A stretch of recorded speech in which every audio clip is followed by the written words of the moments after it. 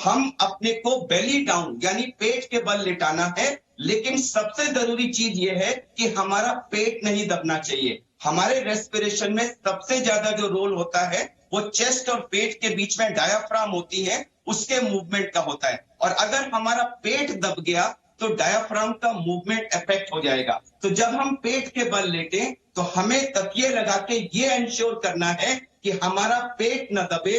जो हमारा ये हिप बोन है, पेल्विस जिसे कहते हैं, ये पार्ट सपोर्टेड हो तकियों पे, हमारी अपर चेस्ट सपोर्टेड हो तकिए पर, पेट बीच में बेड से ऊपर रहे जिससे पेट का मूवमेंट ठीक रहे। अब आप देखिए मैंने यहाँ पर 3 जगह पिलो रखे हैं। एक रखा है पिलो पैर की तरफ, एक पिलो है बीच में जिसमें हम 3 या 4 पिलो रख सकते हैं डिपेंडिंग ऑन कि आपका वेट कितना है और आपके पिलो का साइज कितना है, और एक पिलो है चेस्ट की तरफ। अब मैं आपको लेट के दिखाता हूं कि हमारा पेट का हिस्सा नहीं, ये जो नीचे वाला हिस्सा है जिसको हम हिप बोन कहते हैं, ये हिस्सा इस तकिए के ऊपर आना है। तो मैंने इन तकियों को रखा और ये जो नीचे वाला हिस्सा है इसको मैंने इन तकियों के ऊपर रखा, जिससे पेट नहीं दबा है, लेकिन मेरा जो हिप बोन का हिस्सा है वो इन तकियों पे आ गया।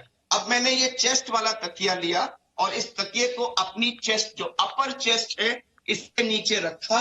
अब देखिए इस समय मेरी चेस्ट जो है वो इस तकिए पर सपोर्टेड है और मेरा जो हिप बोन है वो इस तकिए पर सपोर्टेड है। इंपॉर्टेंट चीज ये है कि ये करने के बाद आप देख लें, इधर ले आइएगा कैमरा, कि आपका जो एक हाथ है वो आपके पेट के और बेड के बीच में जा रहा है और आपका पेट जो है वो बेड पे नहीं दब रहा है। ये बहुत जरूरी है, आपका पेट किसी तरह से नहीं दबना चाहिए। अब क्वेश्चन ये है कि आप हाथ का क्या करेंगे। आप हाथ को ऐसे रख सकते हैं और अपनी थोड़ी आप इसके ऊपर रख सकते हैं। आप सर को इधर कर सकते हैं, सर को इधर कर सकते हैं, या इस तकिए को थोड़ा सा ऐसे खींच करके अपनी थोड़ी को आप इस तकिए के ऊपर रख सकते हैं और हाथ को ऐसे रख सकते हैं। एक हाथ आप ऐसे कर सकते हैं, एक हाथ ऐसे कर सकते हैं, या दोनों हाथ ऐसे कर सकते हैं, या हाथ ऐसे। ये कोई फिक्स्ड पोजीशन नहीं है। इंपॉर्टेंट चीज ये है कि चेस्ट, अपर चेस्ट के नीचे एक तकिया होना चाहिए।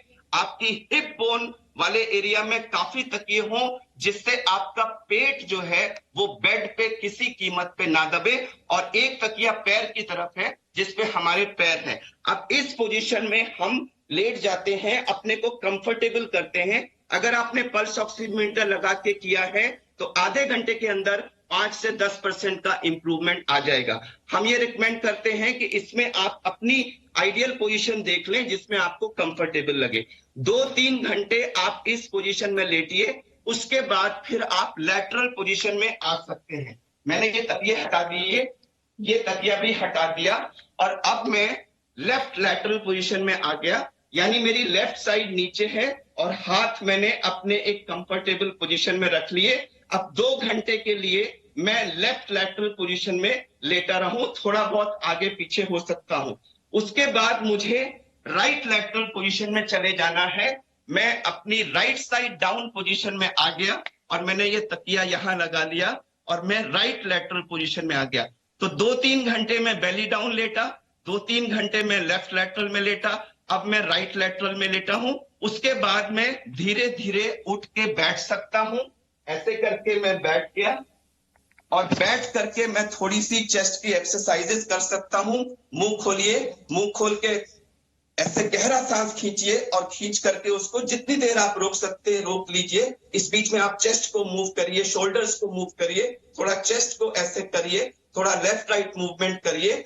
कई बार अगर ऐसे बैठने में दिक्कत हो तो हम लोग कार्डियक पेशेंट्स में यूज करते हैं, आप एक छोटा सा स्टूल रख करके उस पे पिलो रख करके आप ऐसे सपोर्ट लेकर भी बैठ सकते हैं, या आप लेट भी सकते हैं और लेटे लेटे भी आप ये एक्सरसाइज अपने कर सकते हैं। तो 2 घंटे हम बेली डाउन लेटे, 2 घंटे हम लेफ्ट लैटरल में लेटे, 2 घंटे हम राइट लैटरल में लेटे, और 1-2 घंटे हम या तो बैठे या लेटे सीधा बैक के बल, और या फिर हम ऐसे सपोर्ट लेके बैठ सकते हैं। तो ये करने से हमारे लंग्स के अंदर जो ब्लड सप्लाई है वो सारी रीएडजस्ट होती रहती है, और वेंटिलेशन परफ्यूजन का जो मिसमैच है वो मिनिमम होता है, जिससे ऑक्सीजनेशन आइडियल होने की संभावना होती है। किन लोगों को ये नहीं करना है, ये बहुत इंपॉर्टेंट है। गर्भवती महिलाएं हरगिज ना करें। जो लोग बहुत ओबीज हैं, जिनका पेट बहुत आगे है, वो उनका पेट दबेगा, तो वो ना करें। जो हार्ट फेलियर के पेशेंट्स हैं वो ना करें। जिनको कोई स्पाइन की, बैक की प्रॉब्लम है, प्रोलैप्स डिस्क जैसी प्रॉब्लम है, या बैक का ऑपरेशन हो चुका है, या जिनका हिप बोन का या थाई की बोन का कोई फ्रैक्चर हुआ है, या उसका ऑपरेशन वगैरह हुआ है, प्लेट वगैरह पड़ी है, तो वो लोग इस पोजीशन को ना इस्तेमाल करें। और खाना खाने के तुरंत बाद भी ये ना करें। तो इन लोगों को छोड़ के बाकी लोग अगर इस पोजीशन में लेटे 2 घंटे, 2-3 घंटे belly down, right lateral, left lateral, अपने बैक पे लेटे, थोड़ी देर बैठे, स्टूल पे लेकर के ऐसे सपोर्ट कर लिया, बीच बीच में थोड़ा सा चेस्ट को ऐसे टैप कर लीजिए। अगर आपको बहुत खांसी आ रही है तो आप नेबुलाइजर ले लीजिए, उसमें कोई स्टेरॉइड सोल्यूशन डाल के उसको नेबुलाइज कर ले दिन में 3-4 बार, और बीच बीच में अपने चेस्ट का मूवमेंट करते रहे। जब भी संभव हो तो गहरा सांस खींच करके थोड़ी देर उसको रोकने की कोशिश करिए। इससे आपके लंग्स के एल्वेलाई पूरे के पूरे फैल जाते हैं और लंग का रिक्रूटमेंट हो जाता है। ये कोई रामबाण नहीं है, लेकिन इन छोटी छोटी चीजों से आपको 5-10% इंप्रूवमेंट जरूर मिलेगा। और एक सेगमेंट, 1% ऑफ पेशेंट्स ऐसा होगा जो शायद ऑक्सीजन की रिक्वायरमेंट हो जाती, लेकिन इतना मात्र करने से उनका ऑक्सीजनेशन अगर 93-94 के आसपास आ गया तो उनको ऑक्सीजन की जरूरत ना पड़े। अगर ऑक्सीजन की जरूरत पड़ी भी है और आपने ये सब क्रियाएं की, तो हो सकता है ऑक्सीजन की रिक्वायरमेंट आपको 5 लीटर की जगह शायद 1-2 लीटर में ही काम चल जाए। तो इस समय जब ऑक्सीजन इतनी प्रेशियस है, बेड्स अवेलेबल नहीं है, तो हम घर पर अपनी ही आप से ये एक्सरसाइज करके अपने सैचुरेशन को 5 से 10% इंप्रूव कर सकते हैं। मैं पुनः कहूंगा कि मैं हरगिज ये नहीं कह रहा हूं कि ये मैजिक बुलेट है, या ये ऑक्सीजन का रिप्लेसमेंट है, या ये वेंटिलेटर का रिप्लेसमेंट है। ये एक साइंटिफिकली प्रूफ तरीका है, जिसका मुझे लगता है आज की तारीख में हर कोरोना का पेशेंट जिसका सैचुरेशन 94 से कम हो रहा है, उससे तुरंत इसे ट्राई करना चाहिए। कुछ लोगों ने ये कहा कि जिसका सैचुरेशन अभी कम नहीं हुआ है, अगर वो भी इसको ट्राई कर ले, मुझे नहीं मालूम कि उनको ये आगे बीमारी होने से रोकेगा कि नहीं, लेकिन इतना जरूर कह सकता हूं कि इससे किसी को कोई नुकसान नहीं होगा। हो सकता है आपकी आने वाली जो ये ऑक्सीजन की प्रॉब्लम थी वो रुक जाए, लेकिन कोई नुकसान नहीं होगा। तो मेरे ख्याल से वो सब लोग जिनको कोई भी ऑक्सीजन की प्रॉब्लम हो रही है कोरोना की वजह से, उनको ये 2-2 घंटे की साइकिल का, सेल्फ प्रोनिंग का पूरा अपना सदुपयोग करना चाहिए।